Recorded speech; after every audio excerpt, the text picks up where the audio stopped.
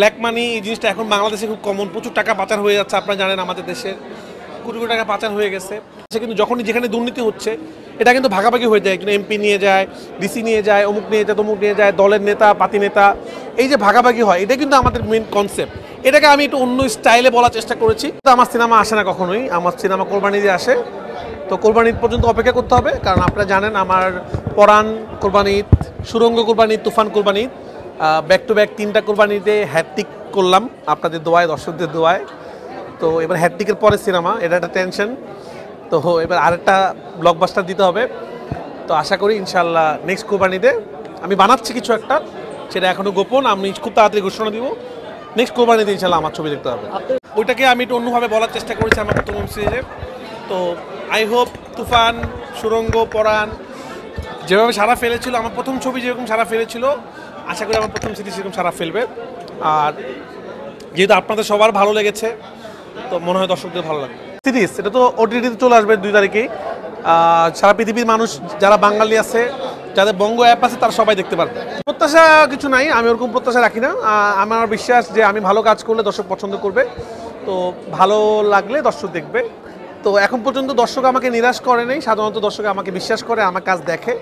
তো আশা করি দর্শকের ভালো লাগবে।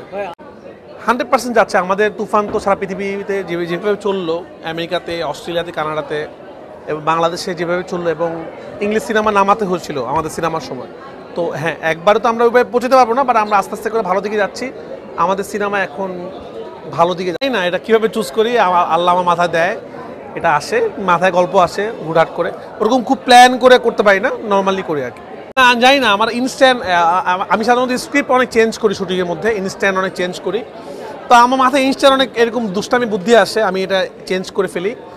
তো দর্শক দেখি ভালোই লাগলো, যে অনেক কিছুই ছিল না আসলে এই স্ক্রিপ্টের মধ্যে। শুটিং করতে করতে আমরা প্ল্যান করছি যে আমরা এটা করবো, এটা করবো, এটা করবো। তো জানি না, এটা হয়তো একটা বিশেষ ক্ষমতা, এটা হয়তো একটা আল্লাহর রহমত, নাহলে আমি জানি না আমি কেন পারি। তো এইভাবেই, মানে ও খুব প্ল্যান করে না, আমি নিজেও একটু হাসি খুশি মানুষ, আমি যতক্ষণ কাজে থাকি, কাজ করি, এবং নর্মালি আমি খুব হাসি খুশি থাকি। তো ওইটাই হয়তো পর্দায় উঠে আসে। আর আমার কাছে ব্ল্যাক মানির প্ল্যানটাই ছিল যে আমি আসলে হাসতে হাসতে একটা ভয়ঙ্কর মেসেজ দিই। আপনারা যদি আমাদের, কারণ আমি যদি সিরিয়াস প্যাটার্নে একটা গল্প বলি, দর্শক দেখবে না, বোরিং হয়ে যাবে। তো আপনি হাসতে হাসতে একটা মেসেজ নিয়ে বাসায় যাবেন, যে আসলে মেসেজটা কী, যে আসলেই কিন্তু ব্ল্যাক মানি এরকম করে আমাদের দেশ থেকে পাচার হয়ে যায়, এবং এই যে টাকা নিয়েই যে মারামারি, এই যে টাকা নিয়ে যুদ্ধ, এবং এই টাকা নিয়েই তো আমাদের দেশের সব টাকা তো এভাবে হারিয়ে গেল আসলে। এই আর কি আমাদের মেন কনসেপ্ট। এটা বলছে আমি কেন এটা সিনেমা হলে রিলিজ দিলাম না, সবাই আমাকে এটাই বলছে, অনেক সাংবাদিকরা এটা বলছে। তো আমি এই জন্যই বললাম যে এটা আলটিমেটলি সিনেমার মতো করে একটু তামিল স্টাইলেই বানানোর চেষ্টা করেছি। আর এই ধরনের সিরিজ বাংলাদেশে হয়নি আগে। তো হ্যাঁ, মানে দর্শকের দেশের অবস্থা খুব একটা ভালো ছিল না কিছুদিন। আমার কাছে মনে হচ্ছিল যে হলের মানুষ হলের সিনেমা যদি বাসায় বসে দেখতে পারে, তাহলে এটা বেস্ট হয়। তো এটা হলো এমন একটা সিরিজ যেটা দেখলে মনে হবে আমি সিনেমা দেখছি। বানানোর কথা ছিল তুফানের আগে, তো এটা আমি বানাতে যাচ্ছিলাম, অনেকদিন ধরে প্ল্যান করছিলাম। আমি আসলে অনেকদিন আগে থেকেই প্ল্যান করি, আমি ইনস্ট্যান্ট কিছু করি না। যেমন আমি নেক্সট যে ছবিটা বানাবো, এটা আরও 1 বছর আগে, 1.5 বছর আগে গল্প রেডি করা ছিল।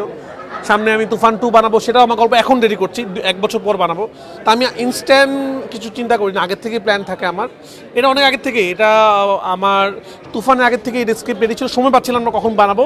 এই সময়টাতে আমি বানালাম এবং রিলিজ করলাম। আশা করি মনে হচ্ছিল যে আমার দর্শকদেরকে নতুন বছর একটা উপহার দেওয়া উচিত, এটা আমার দর্শকের জন্য নতুন বছরের একটা উপহার। অডিয়েন্সদেরকে এইটা একটা 18+ কন্টেন্ট, এটা 18 বছরের উপরে কন্টেন্ট।